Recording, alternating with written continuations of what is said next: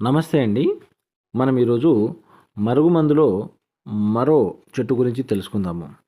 చెట్టు పేరు వచ్చేసి అత్తిపత్తి చెట్టు అండి. ఈ అత్తిపత్తి చెట్టు యొక్క ఉపయోగాలు ఎలా ఉంటదంటే, దీనికి ఎక్కువగా ఆకర్షణ గుణాలు ఉంటాయి. ఈ చెట్టుకు మనం ఎక్కడ టచ్ చేసినా సరే ముడుచుకుంటది చూడండి. ఇట్లాంటి ఆకర్షణ కల గుణాలు ఉంటాయి దీనికి.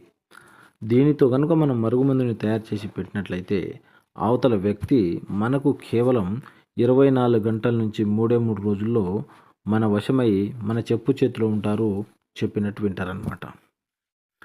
ఒకటే మాటలో చెప్పాలంటే కూర్చోమంటే కూర్చోవాలి, నించోమంటే నించోవాలి. మనం ఏది అడిగినా సరే, మనం ఏం చెప్పినా సరే మన కాదనకుండా మన ఆధీనంలో ఉంటారు. మనం చెప్పినట్టు వింటారు.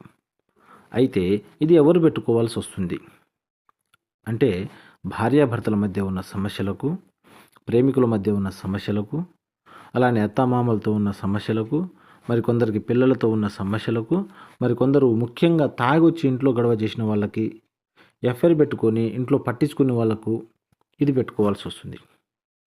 ఇది కనుక పెట్టినట్లయితే 24 గంటల్లోనే వాళ్ళు మార్పు వచ్చేసి 3 రోజుల్లో పూర్తిగా మారిపోతారండి. మారిపోయి మన చెప్పు చేతిలో ఉంటారు, చెప్పినట్టు వింటారనమాట. అయితే ఈ మరుగుమందులు మనకు 2 రకాలు ఉంటుందండి. ఒకటి వచ్చేసి కడుపుకు పెట్టేది. అది తినే వాటిలో, తాగే వాటిలో పెట్టాలి.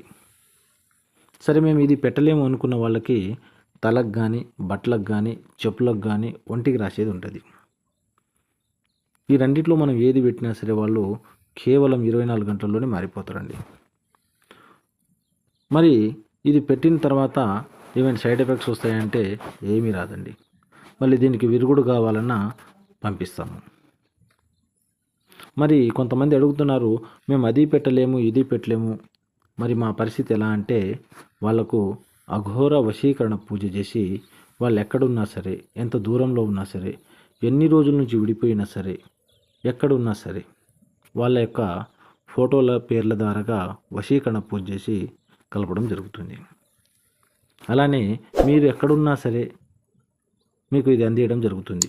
మా ఛానల్ని మీరు మొదటిసారిగా చూస్తున్నట్లయితే లైక్ చేయండి, షేర్ చేయండి, కామెంట్ చేయండి. తప్పకుండా సబ్స్క్రైబ్ చేసుకోండి. సర్వే జన సుఖినో భవంతు.